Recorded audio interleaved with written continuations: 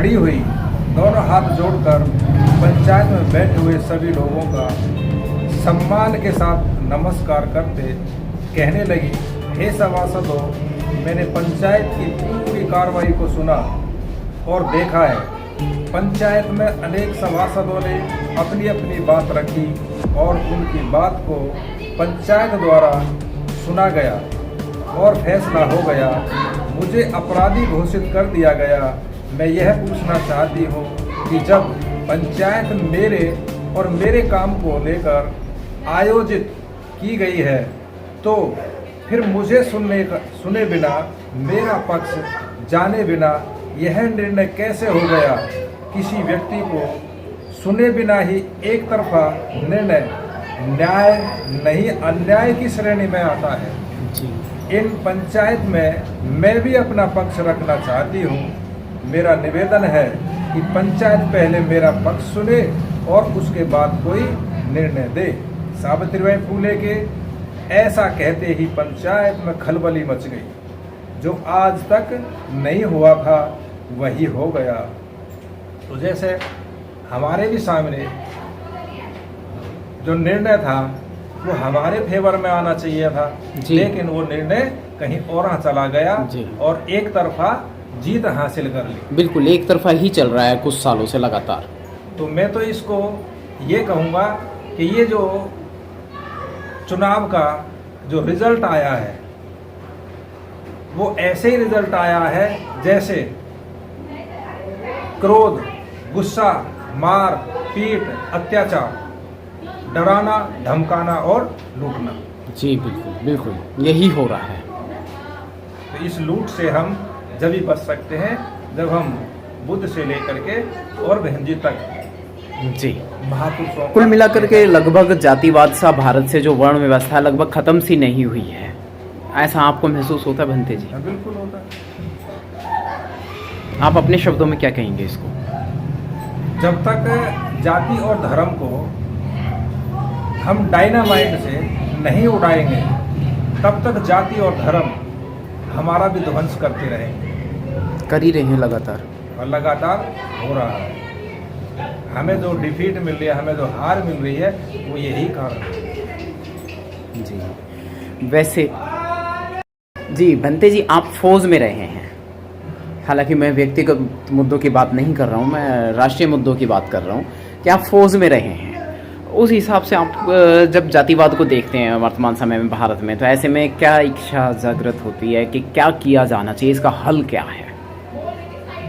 जब मैं x BSF हूँ और BSF में जब मैं रहा था तो मैंने 99 कारगिल कांड खुद लड़ा था।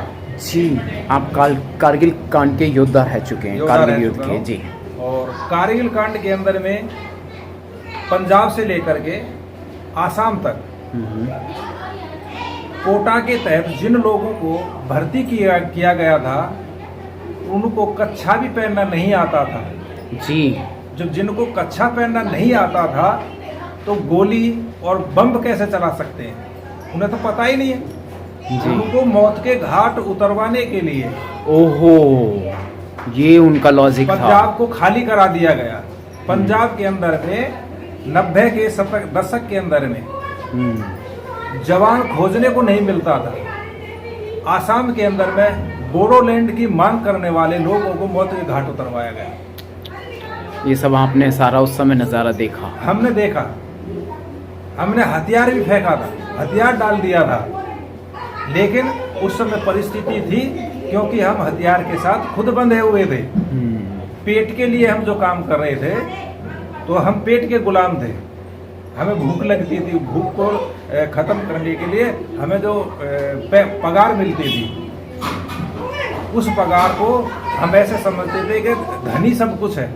लेकिन जब जाना तो धन कुछ भी नहीं है बुद्धि के सामने, बुद्धि ही सब कुछ है। तब तक तो हमारे लोगों को मौत के घाट उतार दिया गया था।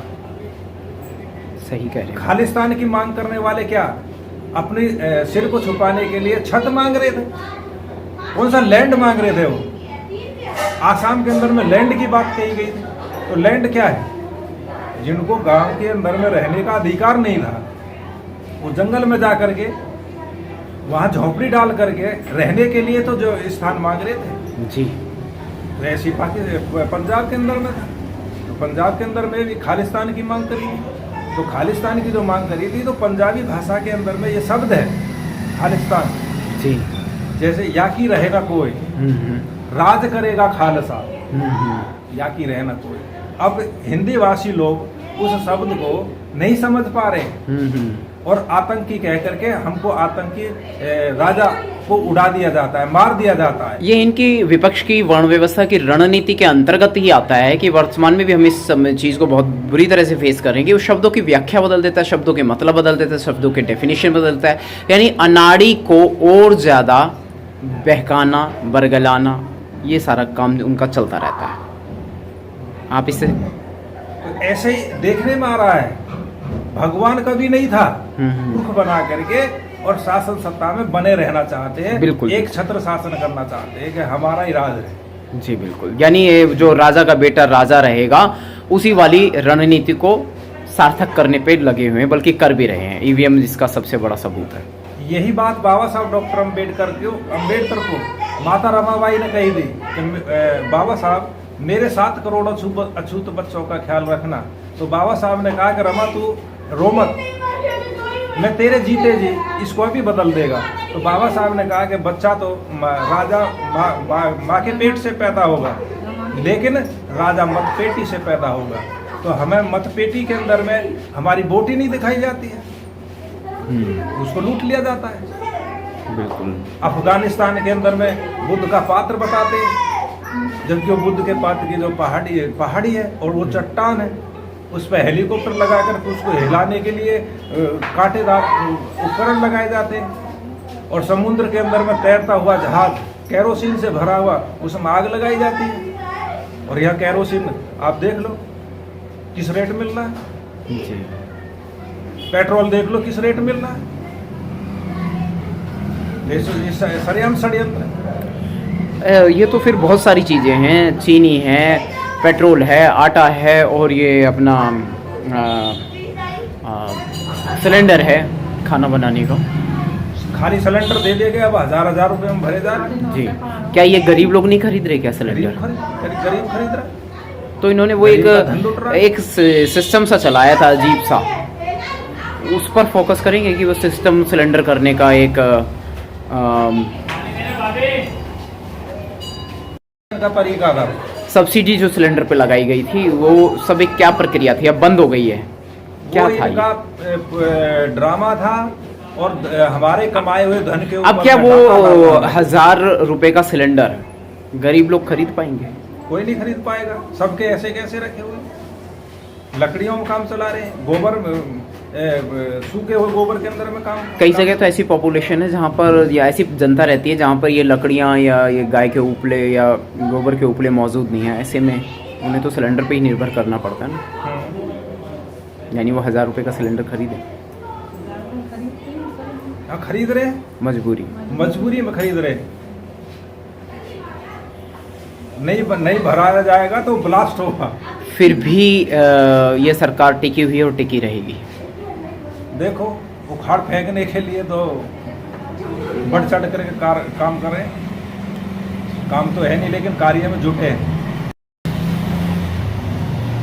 तो महंगाई की मार हम लोगों को झेलनी ही पड़ेगी कुल मिलाकर। इन सब मुद्दों पर जो हमने चर्चा करी है, बात करी है, तो क्या जनता इससे अपरिचित है? अपरिचित है। कैसे कह सकते हैं? जनता अज्ञान की तरफ,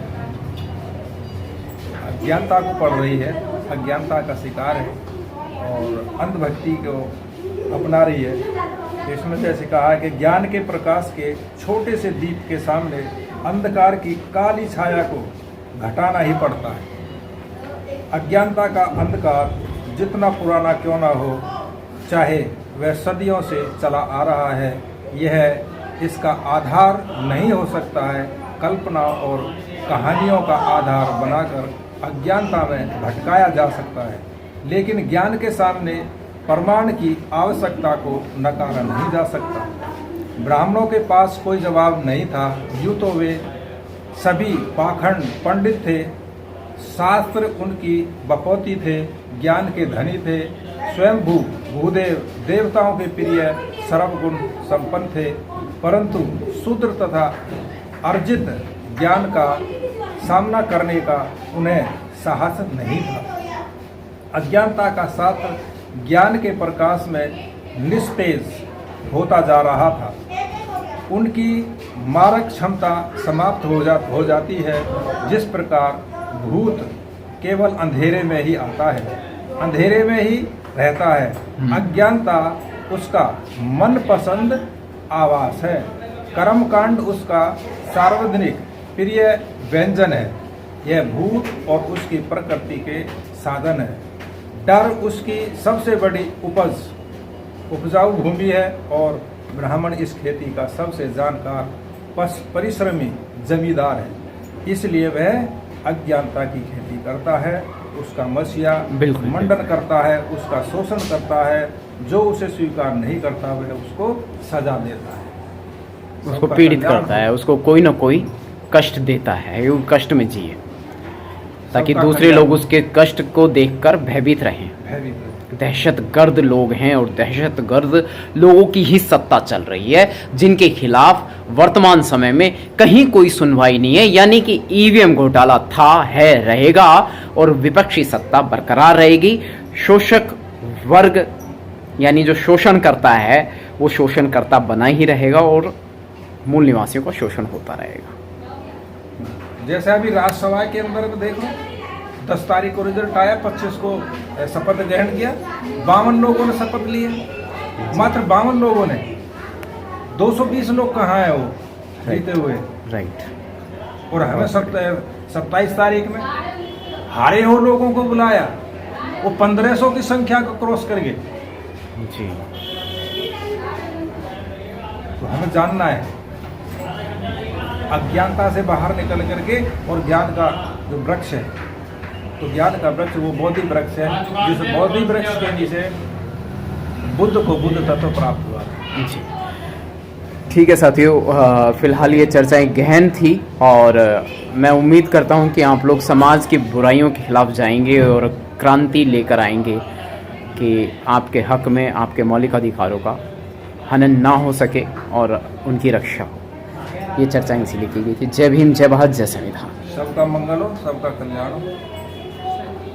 अनागारिक धर्मानंद।